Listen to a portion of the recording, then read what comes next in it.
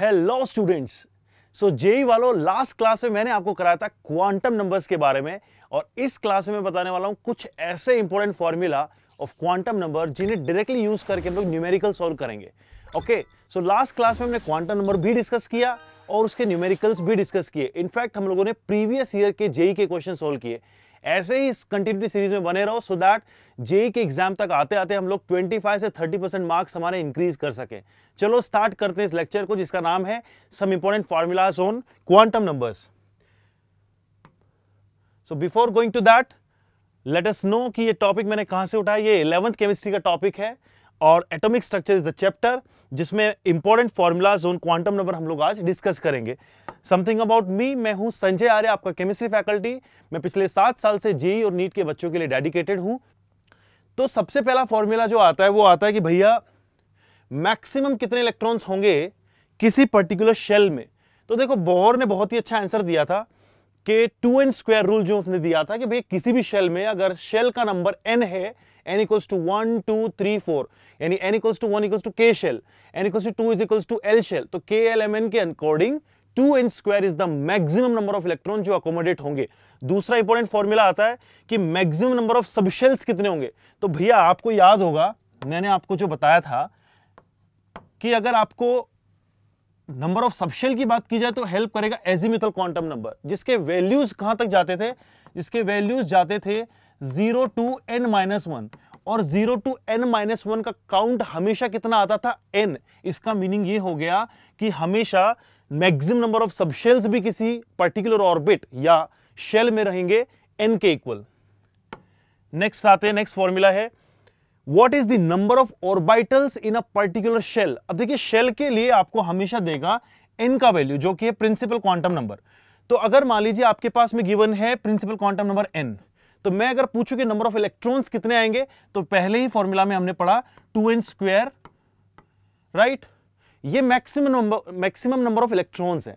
अब क्वेश्चन आपके सामने ये आता है कि भाई अगर ये मैक्सिमम इलेक्ट्रॉन है और एक ऑर्बिटल में 2 इलेक्ट्रॉन आते हैं तो कितने नंबर ऑफ ऑर्बिटल होंगे। भाई सिंपल सी बात है, मैथमेटिक्स लगा लो सिंपली कि भाई 2 इलेक्ट्रॉन आते हैं आपके एक ऑर्बिटल में, तो 2n² कितने में आएंगे, बहुत इजीली 1/2 इंटू 2n², सिंपली कितना बना, n²। यही यहां पे फॉर्मूला है और यही क्वेश्चन मैंने लास्ट क्लास में भी कराया था। वहां पे हम लोगों ने इंडिविजुअली सॉल्व किया था कि अगर शेल हमारे पास में n है तो हम लोगों ने कैलकुलेट किया था कि n पर्टिकुलर शेल के अंदर कितने सबशेल होंगे, एक सबशेल में कितने ऑर्बिटल होंगे, एक ऑर्बिटल में कितने इलेक्ट्रॉन होते हैं, दैट मल्टीप्लाई ऐसे निकाला था। इस बार इतना कुछ करने की जरूरत नहीं, directly go to the formula that is n² और हम लोग इसको सोल्व कर पाएंगे। वेल, इस लेक्चर का मीनिंग भी यही था ताकि आप लोगों को डायरेक्टली फॉर्मूला मिल सके। नेक्स्ट बढ़ते हैं हम लोग, नेक्स्ट फॉर्मूला पे आते हैं, that is maximum number of orbitals in a subshell. अब देखो, सबशेल क्या था आपका, सबशेल आपके होते थे, सबशेल को रिप्रेजेंट करते थे हम लोग L से, और अगर आपको L पता है और M निकालने हैं, that is magnetic quantum number, क्योंकि मैग्नेटिक क्वांटम नंबर रिप्रेजेंट करता था नंबर ऑफ ऑर्बिटल्स को। तो ऑर्बिटल्स के लिए क्या करते थे हम लोग, नेगेटिव L से लेके प्लस L तक की वैल्यूज, और हमें पता है कि टोटल वैल्यू कितनी आती है, ट्वाइस ऑफ L + 1। बस यही यूज करके हम लोगों ने यहां पे फॉर्मूला डिराइव कर लिया कि number of orbitals in a particular subshell that will be equals to 2L + 1। Coming to the next formula we have maximum number of electrons in a subshell.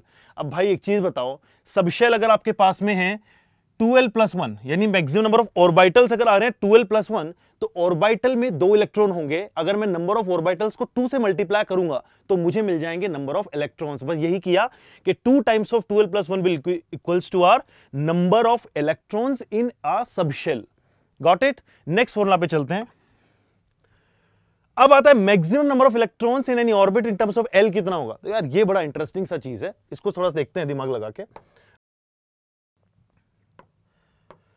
अब अगर मैं आपसे पूछूं कि इलेक्ट्रॉन्स अगर आपको सबशेल में निकालने हैं तो आप कैसे फाइंड आउट करेंगे, तो मुझे पता है कि भैया अगर L की वैल्यू मुझे गिवन है, अगर मुझे गिवन है L की वैल्यू, तो L के लिए मैं क्या निकालूंगा, M के वैल्यूज फाइंड करूंगा।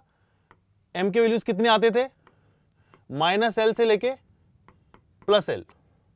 -L से +L के टोटल वैल्यूज कितने होंगे, आप बोलेंगे सर 2L + 1, और 2L + 1 के अंदर आपके नंबर ऑफ ऑर्बिटल्स आ गए, तो तो orbitals multiplied by 2 that will be the number of electrons, क्योंकि one orbital can maximally accommodate 2 electrons. तो यहां पे ये करेंगे आप दैट मल्टीप्लाइड बाय 2। ये आ गए हैं एक पर्टिकुलर सबशेल के लिए, ये एक पर्टिकुलर सबशेल के लिए आपको इलेक्ट्रॉन्स मिल गए। ऐसे कितने सबशेल्स होते हैं, ऐसे कितने सबशेल्स होंगे, डिपेंड करेगा, सबशेल की वैल्यू वेरी करेगी 0 से लेके n-1 तक।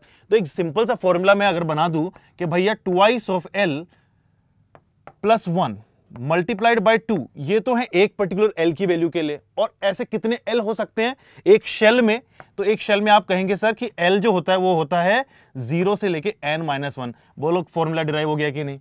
तो कितना इजीली हम लोगों ने डिराइव कर लिया कि भैया किसी पर्टिकुलर शेल में subshell that is l azimuthal quantum number के टर्म्स में इलेक्ट्रॉन बताने हो तो ये फॉर्मूला अप्लाई करेंगे, that is summation of twice of 12 plus 1, l ranges from 0 से लेके n-1। आपको अगर इनकेस कोई भी कंफ्यूजन लगता है तो मेरे कमेंट सेक्शन में बताओ, कमेंट सेक्शन में आप अपने डाउट पुट कर सकते हो, I will be resolving that. Plus मैं उसके साथ में आपको बताने वाला हूं और एक्स्ट्रा शॉर्ट ट्रिक्स जिससे आप सॉल्व करके जेई के क्वेश्चन सॉल्व कर सकते हैं। नेक्स्ट है हमारा, so this formula we already have derived. तो मैक्सिमम नंबर ऑफ इलेक्ट्रॉन्स कितने आ सकते हैं किसी ऑर्बिटल में, which is a very common formula जिसका आंसर है हमेशा 2, इररिस्पेक्टिव ऑफ कि वो ऑर्बिटल कौन सा है। मैं पूछूं एस ऑर्बिटल में कितना, बोलोगे 2, पी ऑर्बिटल में कितना 2, डी में कितना, एफ में कितना, जी में कितना, the answer will be 2 only because one orbital can maximum accommodate 2 electrons. फटाफट से आ जाते हैं विदाउट वेस्टिंग, क्वेश्चंस पे आते हैं। जल्दी से क्वेश्चन आप लोग सोल्व करो। पहला क्वेश्चन आता है कि नंबर ऑफ इलेक्ट्रॉन्स कितने होंगे पी शेल में। देखो कंफ्यूजन में मत पड़ जाना, पी शेल है या पी सबशेल है, इस बात का बड़ा डिफरेंट मीनिंग है। पी शेल का मीनिंग कैसे निकालेंगे, KLMNOP, KLMNOP that is 6th। इसका मीनिंग ये हो गया कि पी शेल का मीनिंग हो गया, पी शेल के लिए n की वैल्यू आएगी 6। अगर आपको n पता हो, मैक्सिमम नंबर ऑफ इलेक्ट्रॉन्स का फॉर्मूला मैंने बताया था बोर की एटॉमिक थियरी से, आंसर होता था 2n²। पुट करो जल्दी से, twice of n², that will be equals to 2 into 36, that will be equals to how much, 72 is the correct answer। फटाफट से इसको सबमिट करते हैं, 72, ऑफ कोर्स सही होने वाला था क्योंकि मैंने इतने अच्छे से आपको जो फॉर्मूला बताया है। अब आते हैं नेक्स्ट, हमारे पास में है कि number of electrons in P subshell. देखो कंफ्यूज बिल्कुल नहीं होना, पी शेल अलग है, पी सबशेल अलग है। पी सबशेल क्या था, मैंने बताया था पी सबशेल के लिए एल की वैल्यू होती थी हमेशा 1, एजीमुथल क्वांटम नंबर की वैल्यू होती है पी सबशेल के लिए 1। लेकिन आपको यह भी पता है कि पी ऑर्बिटल्स कितने होते थे, px, py, pz, ये मैंने लास्ट क्लास में आपको कराया था। और एक ऑर्बिटल कितने अकोमोडेट करता है इलेक्ट्रॉन, 2। तो 3 ऑर्बिटल में कितना हो जाएगा, 3 multiplied by 2 will be equals to 6। तो इसको कोई बहुत ज्यादा डिटेल में सोल्व करने की जरूरत ही नहीं है, बहुत ईजी क्वेश्चन था, मैंने इसको सबमिट किया। सो इजीली हम लोग कर पा रहे हैं। रीजन इज कि हमने उन सारे फॉर्मूलाज को जो लास्ट क्लास में पढ़े थे उनको एक पर्टिकुलर टर्म में फॉर्मुलेट कर लिया। अब हम लोगों को इंडिविजुअल कैलकुलेशन करने के बजाय डायरेक्टली हम लोग फॉर्मूला लर्न आउट कर सकते हो और हम लोग सॉल्व करेंगे। अब आता है number of electrons in P orbital.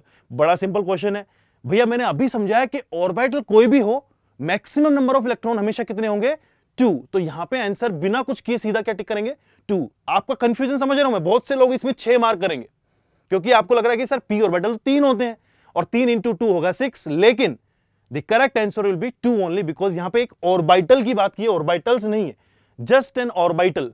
तो क्वेश्चन का आंसर क्या आएगा, 2। सबमिट करो, डेफिनेटली कूल, ऑफ कोर्स सही होना था।